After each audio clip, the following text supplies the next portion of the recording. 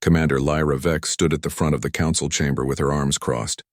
Her violet skin had turned a darker shade, which meant she was angry, very angry. The source of her anger sat across from her, smiling like he had not a care in the world. His name was Jake Morrison, and he was human. Lyra had dealt with hundreds of species during her time as commander of the Crithian Diplomatic Corps. She had negotiated with the warlike Thraxians, the cunning Zeltar, and even the mysterious Void Dwellers. But humans were different. They were small, weak, and had only just discovered faster than light travel 20 years ago. Yet somehow they acted like they owned the galaxy. "You cannot be serious," Lyra said, her voice sharp enough to cut metal. "The mining territories you are requesting belong to the Crithian Empire. We have held them for 3,000 years. Jake leaned back in his chair. He was average height for a human, maybe around 6 feet tall. His brown hair was messy and he wore the blue uniform of Earth's diplomatic service. But the uniform looked too casual on him, like he had just rolled out of bed and thrown it on. 3,000 years is a long time, Jake said. But you're not actually using those territories. Our scans show that the mining stations have been abandoned for at least 50 years. They are abandoned because they are too dangerous, Lyra snapped. The wildlife in that sector is extremely hostile. Only fools would try to establish operations there. Then you won't mind if we give it a shot? Jake replied with that same easy smile. Lyra's second in command, a tall Crithian named Vel, leaned close to her. Commander, perhaps we should simply deny their request and end this meeting. The humans have no leverage here. But Lyra was thinking. An idea was forming in her mind. A dangerous idea perhaps, but one that would solve multiple problems at once. The humans needed to learn their place in the galactic order. They needed to understand that there were powers far beyond their comprehension, threats that their primitive weapons and simple technology could not overcome, and Lyra knew exactly how to teach them that lesson. I have a proposal, she said slowly. A test, if you will. Jake's smile faded slightly. What kind of test? You humans are new to the galaxy. You do not understand the dangers that exist beyond your small corner of space.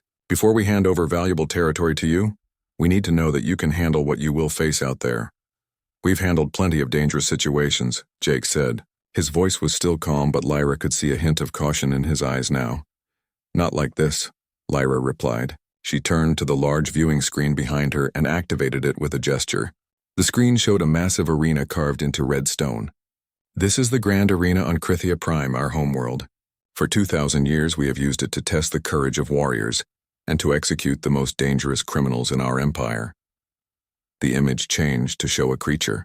Even on the screen it looked terrifying. It was huge, with 6 legs and a body covered in black scales. Its head was all teeth and glowing amber eyes. Spines ran down its back like a line of spears. This is the Voranthar, Lyra continued. It is the apex predator of 17 different worlds. We captured it 60 years ago after it killed an entire military battalion. Since then, it has never been defeated in combat. It has killed over 300 beings in that arena, warriors, hunters, and criminals alike, all dead within minutes. The human delegation shifted uncomfortably in their seats. Lyra noticed that several of them had gone pale. But Jake just stared at the screen, studying the creature carefully. What exactly are you proposing? He asked. Simple, Lyra said. You will face the Voranthar alone in the arena. No weapons, no technology, just you and the beast. If you survive for 1 hour, Earth gets the mining rights you requested. If you do not survive, well, Earth will withdraw all territorial claims in this sector. The room erupted. The human delegation started shouting protests all at once. A woman named Kate Barnes, Jake's chief advisor, stood up so fast her chair fell backward. This is insane, Kate shouted. You are asking him to commit suicide. That thing has killed hundreds of trained warriors. Jake is a diplomat, not a soldier. Then perhaps Earth should send someone more qualified to negotiate for mining rights in dangerous territory, Lyra said coldly. Jake held up his hand, and the room fell silent. Everyone turned to look at him. He was still studying the image of the Voranthar on the screen. His face showed no fear, just concentration. If I do this, Jake said slowly, and when I survive the full hour, I want double the mining territories we originally asked for. Lyra felt a surge of satisfaction. The human had taken the bait. Agreed. Double the territory if you survive. But when you die, Earth withdraws all claims and admits that humanity is not ready for expansion into the outer rim. Jake, you cannot be serious. Kate said urgently. That creature will kill you in seconds. This is a trap. Jake looked at her and smiled. Kate, how many times have I told you to trust me? At least 50, she replied. And it has been a bad idea every single time. Well, this time will be different, Jake said. He turned back to Lyra. I accept your challenge, Commander. When do we start? Tomorrow morning, Lyra said. That will give you time to prepare yourself. Not that it will matter. We will see, Jake replied. The meeting ended shortly after that. As the humans filed out of the council chamber, Vel approached Lyra with a concerned expression. Commander, are you certain this is wise? He asked. If the human dies, it could cause serious diplomatic problems with Earth. The human will die, Lyra said flatly. The Voranthar has never failed to kill, and when he dies, Earth will learn a valuable lesson about the galaxy. They will learn that they are small, weak, and not ready to play with the established powers. And if by some miracle he survives? Lyra laughed. It was a cold, bitter sound. The Voranthar once killed a Thraxian war master in under 30 seconds. Thraxians are 3 times stronger than humans and covered in natural armor. If a Thraxian could not last even a minute, what chance does a soft, weak human have? No, Vel. Jake Morrison will die tomorrow and humanity will learn its place.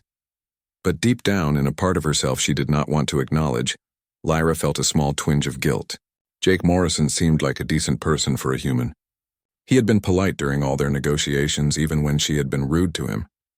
He had a quick sense of humor and seemed genuinely interested in learning about Krithian culture. But the lesson had to be taught. Humanity needed to understand the dangers of the galaxy before they got themselves killed. Better to lose one diplomat now than thousands of colonists later. At least that was what Lyra told herself as she watched the human delegation leave the building.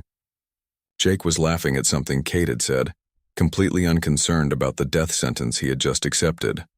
Enjoy your last night alive, human, Lyra whispered to herself. Tomorrow you meet the Voranthar, and tomorrow you die. But Jake Morrison had other plans. Plans that would change everything Lyra thought she knew about humans and beasts and the nature of power itself. The morning sun rose over the grand arena like a ball of fire in the purple sky of Krithia Prime. The ancient structure had stood for 2,000 years, carved directly into the red stone of the mountain. Thousands of seats circled the arena floor, and every single one was filled. News of the challenge had spread across the planet overnight, and nobody wanted to miss the spectacle. Lyra sat in the commander's box, high above the arena floor. From here she had a perfect view of everything. Around her sat the other members of the High Council, all dressed in their formal robes. They whispered among themselves, placing bets on how long the human would last. Give him 20 seconds, said Councilmember Thane. The Voranthar will charge immediately and tear him apart. Too generous, replied Councilmember Zara. 15 seconds at most. Humans are fragile creatures, Lyra said nothing. She kept her eyes on the arena floor below, where Jake Morrison stood alone in the center. The human was wearing light armor that the Krithians had provided. It was made of flexible mesh and would protect him from minor cuts and scrapes, but it would do nothing against the Voranthar's teeth or claws. Jake had refused any weapons. When the guards had brought him to the preparation room that morning, they had offered him a selection of blades, spears, and even a plasma rifle. Jake had looked at each weapon carefully, then shaken his head. I will not need those, he had said simply. The guards had thought he was insane. Lyra had thought he was suicidal. But now, watching him stand calmly in the center of the arena, she wondered if he actually had a plan. The human delegation sat in the section directly across from the commander's box. Kate Barnes was gripping the railing so hard her knuckles had turned white. Next to her sat Peter Hayes, another human diplomat. He looked like he might be sick at any moment. A horn sounded deep and loud. The crowd fell silent immediately. This was the signal that the trial was about to begin. Lyra stood and her voice boomed across the arena, amplified by the ancient acoustic design of the structure. Jake Morrison of Earth, you stand accused of nothing, but you have accepted this trial of your own free will. You will face the Voranthar for 1 hour. If you survive, Earth receives double the requested mining territories. If you fall, Earth withdraws all territorial claims in the Outer Rim. Do you understand these terms? I understand, Jake called back. His voice was steady. Then let the trial begin, Lyra declared. The massive gates at the far end of the arena began to open. They moved slowly, grinding against the stone with a sound like thunder. Darkness lay beyond the gates, and from that darkness came a sound that made even the bravest Crithian warriors shift uncomfortably in their seats. It was a growl, deep and primal. The sound of a predator that had never known fear. The Voranthar emerged from the darkness step by step. It was even more terrifying in person than it had been on the viewing screen. The creature stood 4 meters tall at the shoulder, and its body was easily 10 meters long from nose to tail. 6 legs, each ending in claws as long as daggers, carried its massive weight with surprising grace. The black scales that covered its body seemed to absorb the light, making it look like a piece of the void itself had taken physical form. But it was the head that truly inspired terror. The Voranthar's skull was long and narrow, built for crushing bone. Its mouth was filled with rows of teeth, and its amber eyes glowed with an intelligence that was somehow more frightening than simple animal rage. The spines along its back rose and fell with each breath, and everyone in the arena knew those spines could be fired like projectiles, piercing armor and flesh with equal ease. The crowd began to murmur with excitement. This was what they had come to see. The Voranthar's eyes locked onto Jake. The creature lowered its head and began to move forward. Each step shook the ground. The sound of its claws scraping against stone echoed through the arena. Jake did not run. He did not raise his hands to defend himself. Instead, he did something that made the entire arena gasp in confusion. He sat down. Jake crossed his legs and sat in the sand as if he were having a picnic in a park. His hands rested on his knees and he simply waited. "What is he doing?" Fel whispered to Lyra. "I have no idea," Lyra replied. Her eyes were fixed on the scene below. The Voranthar approached slowly. It seemed confused by the human's behavior. Every other being that had entered this arena had either run in terror or charged with weapons raised. But this small creature just sat there, calm and still. The beast lowered its massive head until its nose was only a meter from Jake's face.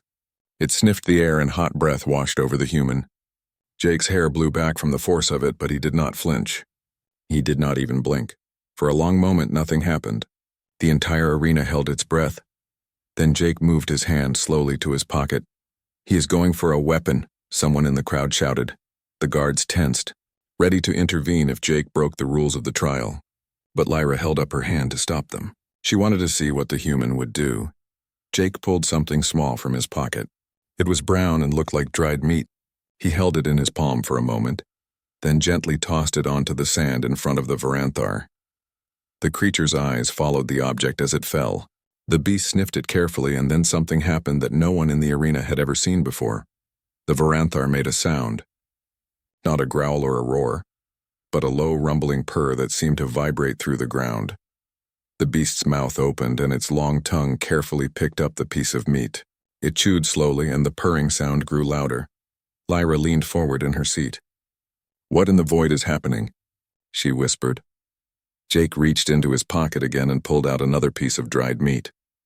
This time he did not throw it. He held it out in his open palm and waited. The Voranthar stared at the offering. Its massive head moved closer, so close that it could have easily bitten off Jake's entire arm. The crowd was silent now, watching in disbelief. The beast's mouth opened. Rows of deadly teeth were just inches from Jake's hand. And then, with a gentleness that seemed impossible for such a creature, the Voranthar took the meat from Jake's palm. Jake began to speak.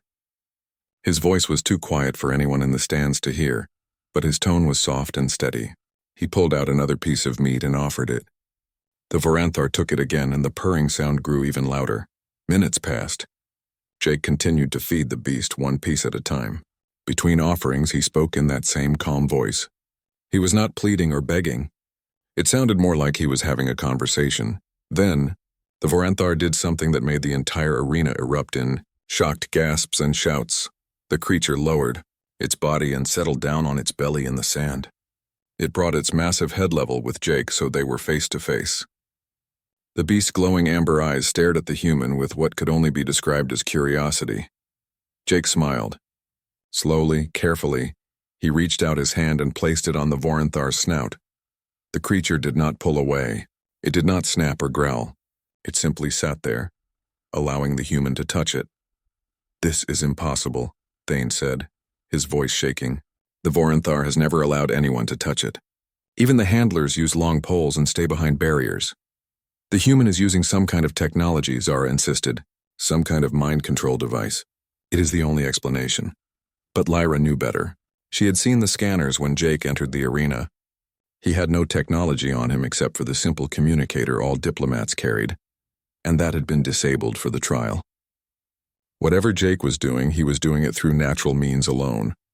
More time passed.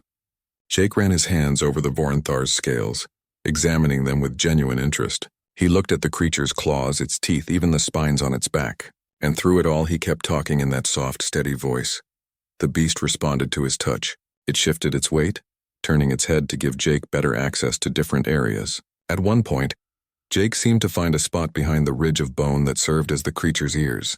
When he scratched there, the Voranthar's eyes closed and the purring sound became so loud that the entire arena could feel it in their bones. Peter had his face in his hands. "I cannot watch this," he said. "This is the craziest thing I have ever seen." "It is working, though," Kate replied. Her voice was filled with amazement. "Look at them. That monster looks like a giant puppy." 30 minutes passed. Then 40. The crowd had gone from excited bloodlust to confused silence to awed whispers. This was not how trials in the arena were supposed to go. The Voranthar was supposed to kill quickly and efficiently. It was a weapon, a tool of execution. It was not supposed to lie peacefully in the sand while a human scratched its ears. Lyra felt something strange in her chest. It might have been her worldview cracking. For 60 years, the Voranthar had been proof of Krithian superiority. It was a beast so terrible that only the greatest warriors could hope to survive against it, and even they usually failed. The creature represented everything powerful and dangerous about the galaxy, and yet a single human, armed with nothing but dried meat and a calm voice, had rendered it completely harmless in less than an hour. When the final horn sounded to signal the end of the trial, Jake stood and brushed sand from his pants. The Voranthar stood as well, but it made no move to return to its cage. Instead, it stayed close to Jake like a loyal dog. The plaza outside the grand arena descended into chaos the moment the gates opened. Citizens who had been waiting to hear the results of the trial scattered in every direction, screaming in terror. Guards raised their weapons but held their fire, unsure of what to do in a situation that had never happened before in the arena's 2,000-year history.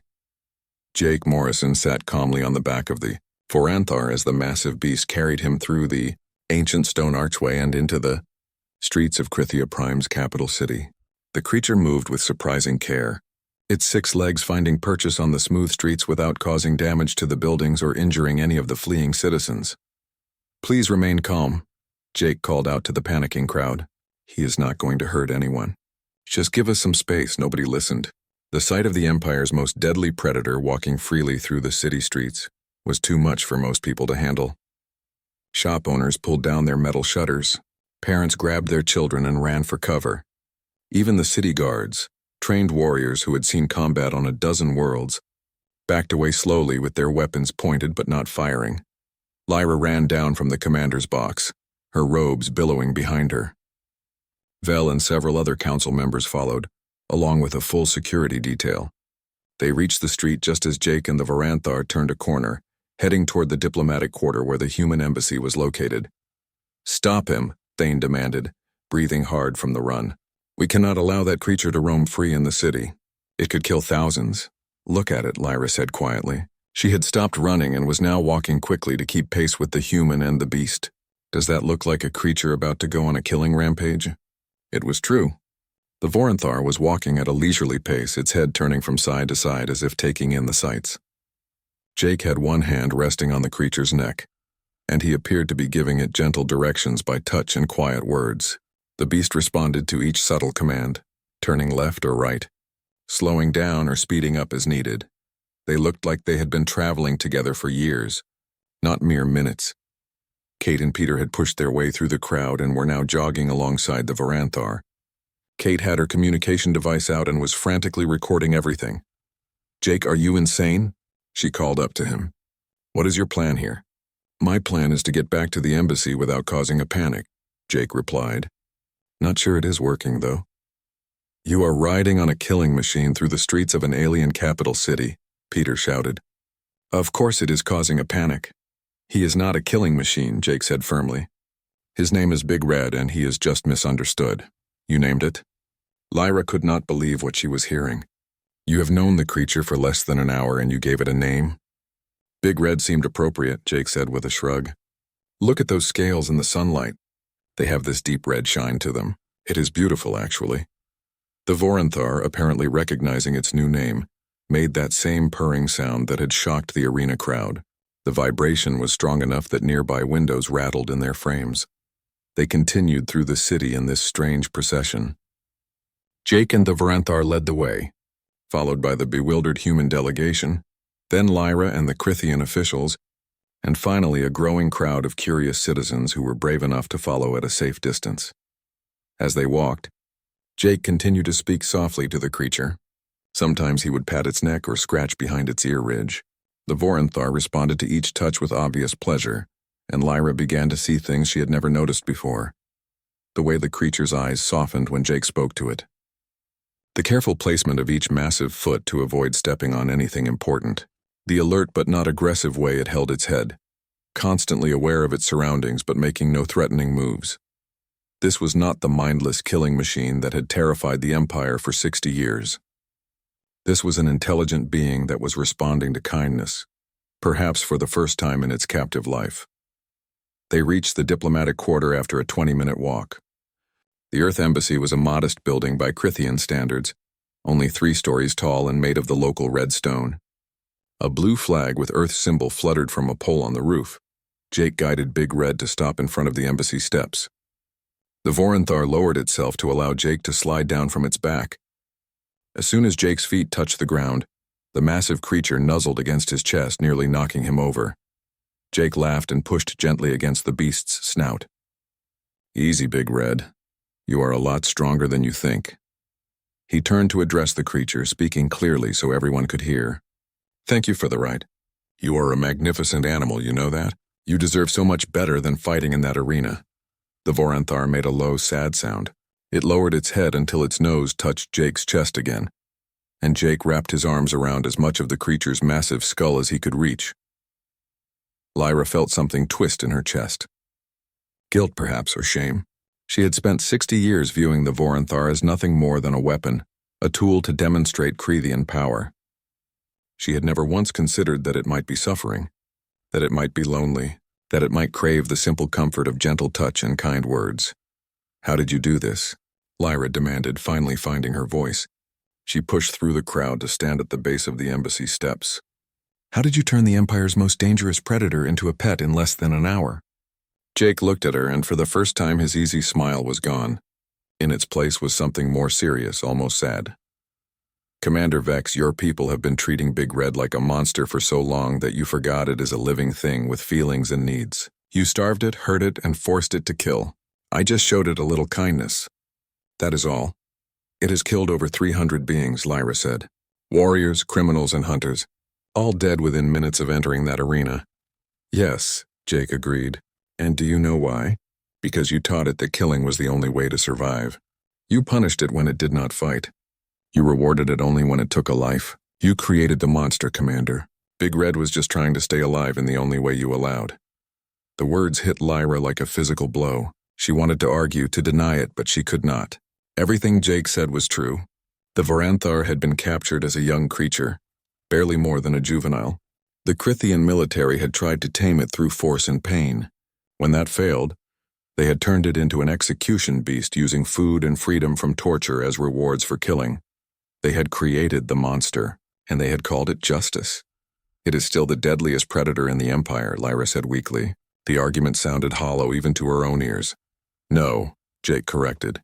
Big Red is a scared, angry animal that has been abused for 60 years. There is a difference, Commander. On Earth, we have been domesticating apex predators for thousands of years. We live with wolves and lions and bears. Some people even keep snakes and crocodiles as companions.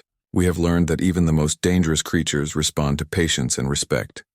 The predators of Earth are not the same as the Voranthar. Maybe not, Jake admitted, but the principles are universal. Every animal, no matter how dangerous, has social needs and emotional responses.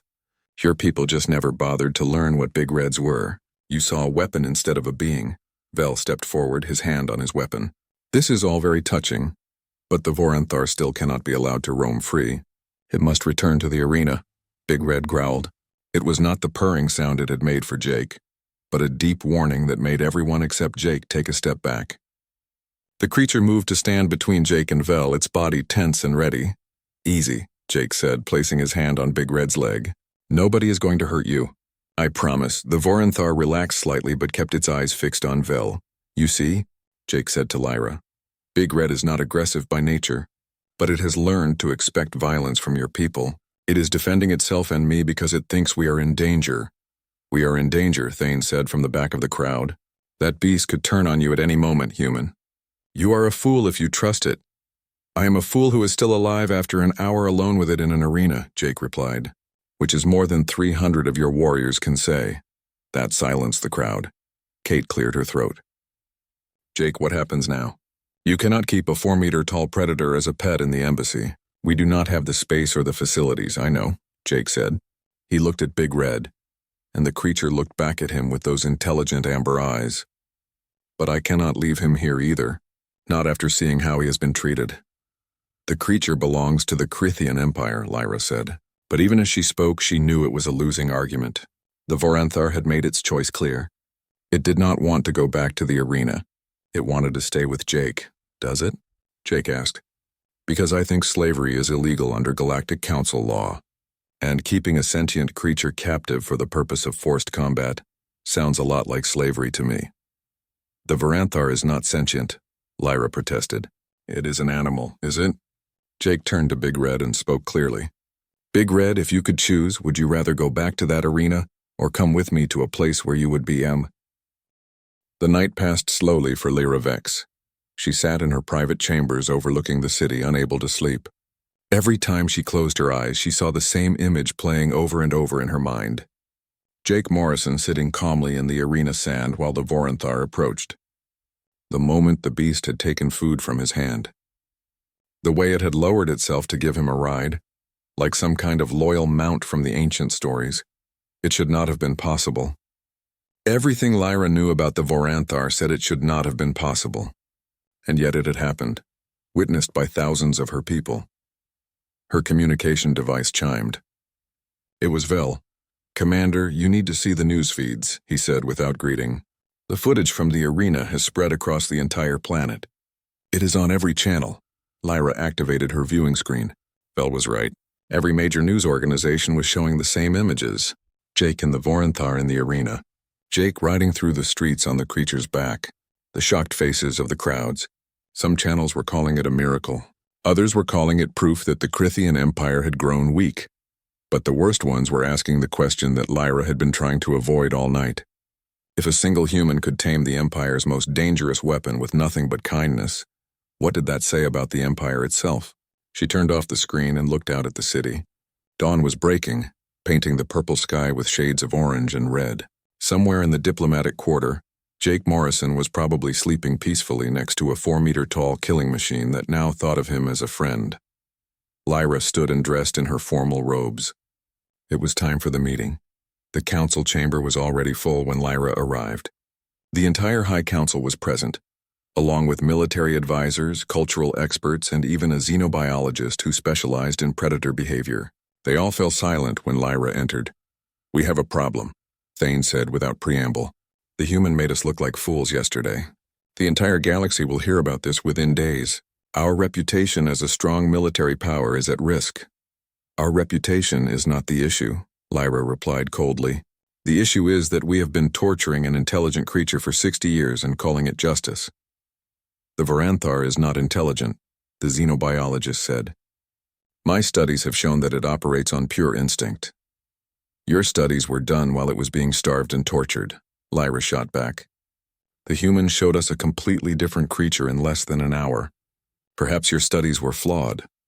Before anyone could respond, a guard entered the chamber. Commander, the human delegation has arrived. Send them in, Lyra ordered. Jake entered first, followed by Kate and Peter, but they were not alone. Behind them, filling the entire doorway, was Big Red. The massive Voranthar had to lower its head to fit through the entrance, and several council members jumped to their feet in alarm. What is the meaning of this? Thane demanded. You cannot bring that creature into the council chamber. Big Red goes where I go, Jake said simply. We are a package deal now. The Varanthar moved to Jake's side and sat down, its body still so large that its head was level with Jake's chest even while sitting. The creature's amber eye scanned the room, alert but not aggressive. Please everyone sit, Lyra said. She was surprised to find that she was not afraid. The Varanthar had not hurt anyone during its journey through the city yesterday. If Jake said it was safe, she was beginning to believe him. The meeting began. Jake laid out his new terms and they were extensive. Double the mining territories as agreed. Full diplomatic immunity for Big Red. Permission to transport the creature back to Earth. And one more demand that made the entire council erupt in protests. You want us to close all the arena facilities, Lyra said, reading from the document Jake had provided. Not just here on Krathia Prime, but on every world in the Empire. You want us to release all the Voranthar we have in captivity, and return them to their native habitats. That is correct, Jake said. What you are doing to these creatures is cruel and unnecessary. They are not weapons. They are living beings that deserve to be treated with respect. There are 12 other Varanthar in captivity across the Empire, Vel said. Releasing them could be catastrophic. They are apex predators. They are apex predators that you have tortured and trained to be violent, Jake corrected. Give me access to them and I will show you that they can be rehabilitated. Just like Big Red. One success does not make you an expert, Thane argued. Jake looked at Big Red, and the creature looked back at him. There was something in that exchange, a connection that went beyond words. Jake reached up and scratched behind the Voranthar's ear ridge, and the beast closed its eyes in contentment. I work with animals back on Earth, Jake said. Before I joined the diplomatic service, I spent 10 years as a wildlife rehabilitation specialist. I have worked with wolves, bears, big cats, and even a few species that most people would consider impossible to tame. I know what abuse looks like, and I know how to help animals recover from it. This was news to Lyra. She had read Jake's file, but it had focused on his diplomatic career. She had not known about his background with animals. Why did you not mention this before? She asked. You did not ask, Jake replied. You saw a human diplomat and assumed that was all I was. Just like you saw a killing machine and assumed that was all Big Red was. We are both more than what we appear on the surface, Commander. Kate leaned forward. We understand this is a difficult request, but consider the alternative. The footage from yesterday has already spread across the galaxy. Every species that has ever considered the Krithian Empire a threat now knows that a single unarmed human can tame your most dangerous weapon. You can either admit that you have been wrong about the Voranthar and change your ways, or you can keep trying to maintain a reputation built on animal cruelty. It was a harsh assessment, but Lyra could not deny the truth in it. The Empire's image had already been damaged. The only question now was how to move forward. What exactly do you propose? Lyra asked Jake. If we agree to your terms, what happens to the other Varanthar? I will work with each one personally, Jake said. With your permission, I will visit each facility and assess the creatures. Some may be too traumatized to ever fully recover, but I believe most of them can be rehabilitated. We can return them to their homeworlds and establish protected zones where they can live naturally. And if one of them kills you during this process? Vel asked. Jake shrugged. Then you can say you were right and I was a fool. But I do not think that will happen. Animals are not naturally cruel, Commander. They only become that way when they are treated cruelly. Peter spoke up for the first time. We also need to discuss the mining rights. That was the original reason for this entire negotiation. Yes, Lyra said. She pulled up a star chart on the main viewing screen. The territories you requested are dangerous because of the wildlife, but as you have proven, humans seem to have a talent for dealing with dangerous wildlife. The mining rights are yours, with double the territory as agreed. Thank you, Jake said. Earth will begin establishing operations within the next standard year. There is one more thing, Lyra said. She hesitated, unsure how to phrase what she wanted to say. I want to understand. How did you know it would work? How did you know the Varanthar would respond to kindness? Jake was quiet for a moment. When he spoke, his voice was thoughtful. I did not know for certain, but I had a feeling. When I saw the footage of Big Red in the arena, I saw something that your people missed. I saw the way he moved, the way he looked at the crowds. He was not just killing because he enjoyed it. He was killing because he was terrified. Every being in that arena was a threat to him. so he eliminated the threat in the only way he knew how. You saw fear? Lyra asked. I saw pain, Jake corrected. Physical pain from the abuse, but also emotional pain from the isolation and the forced violence. I have seen that look in animals on Earth. The ones that have been beaten or starved or used for fighting. They all have the same look in their eyes, like they have given up hope of anything better. Big Red made a soft sound and Jake reached up to stroke the creature's neck. When I entered that arena, I did not see a monster. I saw a hurt animal that needed help. So I offered the one thing nobody had given him in 60 years. A choice. I gave him food, yes, but I also gave him the choice to take it or not. I gave him the choice to attack me or to trust me. And he chose trust. The room was silent. Even Thane seemed to have no argument against Jake's words. You humans are strange, Lyra said finally. You are small and weak compared to most species in the galaxy. You have no natural weapons, no armor, no special abilities, and yet you are dangerous in a way that I am only beginning to understand. How are we dangerous? Jake asked. Because you see potential allies where everyone else sees threats, Lyra replied. You turn enemies into friends. You show compassion where others show fear. That is a kind of power that cannot be measured in weapons or military strength. Jake smiled. I will take that as a compliment. It is an observation, Lyra said. But yes, also a compliment. Very well, Jake Morrison. You have your mining rights. You have permission to take the Voranthar to Earth. And you have my authorization to visit the other facilities and work with the remaining creatures. Thank you, Commander, Jake said. But understand this, Lyra continued. 3 months had passed since the day Jake Morrison rode out of the Grand Arena on the back of Big Red. In that time, the galaxy had changed in ways that nobody could have predicted. Jake stood on the observation deck of the Earth transport ship Horizon, watching as Krithia Prime grew smaller in the viewing screen. Beside him, Big Red lay on the specially reinforced floor, his massive body relaxed and content. The creature had adapted surprisingly well to space travel, though Jake suspected that anywhere was better than the arena. Final departure clearance confirmed, the ship's captain announced over the communication system, setting course for Earth. Estimated travel time is 6 standard weeks. Kate entered the observation deck carrying a data pad. I just received the final reports from the Krithian facilities. All 12 Voranthar have been successfully relocated to protected habitats on their native worlds. The last arena was officially closed yesterday. How are they doing? Jake asked. He had spent the last 3 months traveling to every facility in the Empire, working with each captured Voranthar. Some had been easier than others, but in the end, all of them had responded to patient, kind treatment. According to the monitoring teams, they are adapting well, Kate replied. A few are still showing signs of trauma, but the xenobiologists say they should recover with time. The Krithian government has agreed to fund long-term observation and protection programs for all of them. Jake nodded, satisfied. It was not a perfect solution, but it was a start. The Voranthar would never get back the years they had lost in captivity, but at least they would spend the rest of their lives in freedom. Peter joined them at the window. I just got off a call with the Earth Council. They are thrilled about the mining rights, obviously. But they are less thrilled about Big Red.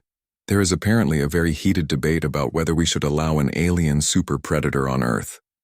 Let them debate, Jake said calmly. Big Red has earned his place. Besides, I already have a sanctuary ready for him in Montana. 5,000 acres of wilderness where he can run and hunt and just be himself.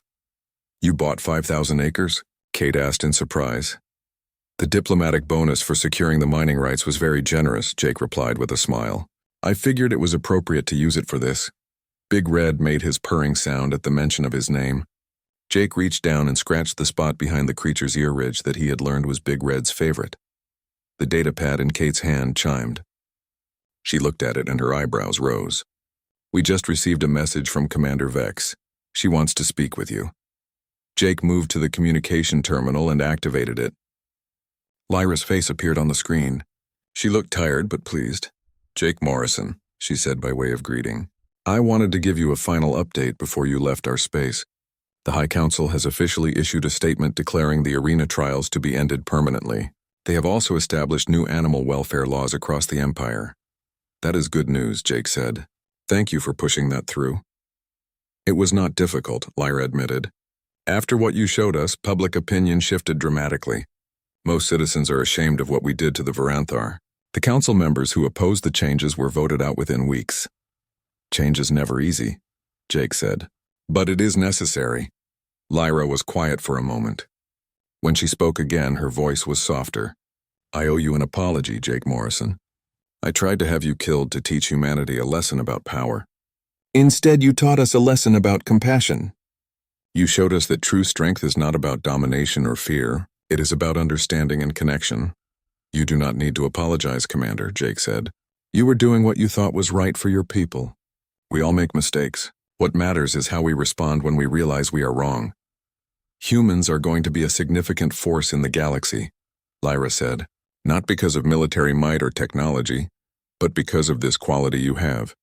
This ability to see beyond surface appearances and find common ground with even the most unlikely allies. We have had a lot of practice, Jake replied. Earth is not an easy planet. We have dangerous predators, harsh climates, and limited resources. Humans learned early on that cooperation and empathy were better survival strategies than conquest and cruelty. We applied those lessons to animals, and now we are applying them to the galaxy. The other major powers are watching you closely, Lyra warned. The Thraxian Empire, the Zeltar Collective, the Void Dwellers.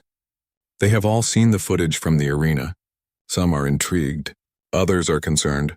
A few are actively afraid of what humanity represents. Let them watch, Jake said. We are not interested in conquest or domination. We just want to find our place in the galaxy and maybe make some friends along the way. You have made at least one friend in the Crithian Empire, Lyra said with a slight smile. Safe travels, Jake Morrison. And take care of that Voranthar. He is the last piece of our old ways. Make sure he has a good life in his new home. I will, Jake promised. Goodbye, Commander Vex. The screen went dark. Jake turned back to the viewing window. Crythia Prime was just a small dot now, barely visible against the backdrop of stars. Kate moved to stand beside him. So what happens when we get back to Earth? After the media storm dies down and the politicians stop arguing about Big Red? What are you going to do? Jake thought about it for a moment. I am going to take Big Red to his new home in Montana. I'm going to help him adjust to life on a new planet. And then I'm going to write a very long report about everything we learned during these negotiations. That is it? Peter asked. After everything that happened, you are just going to write a report? Not just any report, Jake said. A guide for future human diplomats. Lessons learned about interspecies relations, animal behavior, and the importance of looking beyond initial assumptions. Because this is just the beginning, you know. As humanity expands into the galaxy, we are going to encounter hundreds of species. Some will be friendly, some will be hostile, and some will be like the Voranthar, misunderstood and mistreated. You want to train other diplomats to do what you did? Kate said slowly, understanding dawning on her face. Exactly, Jake confirmed. The galaxy needs more people who can see past fear and prejudice, people who can find connection instead of conflict. If humans are going to survive out here, we need to be known as the species that makes friends, not enemies. Big Red stood up and moved to the window. The Voranthar pressed his massive head against the transparent material, looking out at the stars. For a creature that had spent most of its life in a stone arena, the vastness of space must have been overwhelming. Jake placed his hand on Big Red's scaled shoulder. What do you think, buddy? Ready to see Earth? The Voranthar made a sound that Jake had learned meant contentment. Over the past 3 months, Jake had gotten very good at reading Big Red's moods and vocalizations. They had developed their own language, built on trust and mutual respect. You know, Peter said thoughtfully, in all the history books and strategy documents about galactic diplomacy, nobody ever suggested that making friends with dangerous animals would be an effective negotiation tactic. That is because most species see dangerous animals as threats to be eliminated, Jake replied. Humans learned a long time ago that the things we fear the most can sometimes become our greatest allies. We just have to be willing to take the first step toward trust. The ship's captain announced that they would be jumping to faster than light speed in 5 minutes. Jake and his companions secured themselves in their seats. Big Red lay down on the floor, his body positioned so that he could see Jake at all times. As the stars began to stretch and blur outside the window, Jake thought about everything that had happened. 3 months ago, he had been just another diplomat, trying to secure mining rights for Earth. Now he was returning, home as the person who had changed the Crithian empires entire approach to animal welfare, and had proven that humanity had something unique to offer the galaxy. But more importantly, he had saved 13 lives. 13 Voranthar who would now live in freedom instead of dying in arenas. That mattered more than any mining rights or diplomatic victories. The jump to faster-than-light speed completed, and the view outside the window changed to the strange flowing patterns of hyperspace. Jake closed his eyes and allowed himself to relax for the first time in months. 6 weeks later, the horizon entered Earth's orbit. The planet looked beautiful from space, a blue and green jewel against the black void.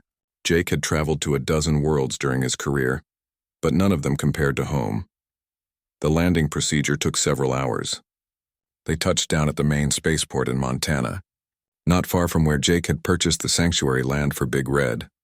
A crowd had gathered to watch the arrival, including news crews, government officials, and what looked like half the population of the nearby town. Jake led Big Red down the loading ramp. The Voranthar paused at the top, sniffing the air of his new homeworld. Then with careful steps he descended to stand on Earth soil for the first time. The crowd erupted in cheers and applause. Big Red's spines rose slightly in alarm at the sudden noise, but Jake placed a calming hand on the creature's leg. "It is okay," Jake said quietly. "They are just excited to meet."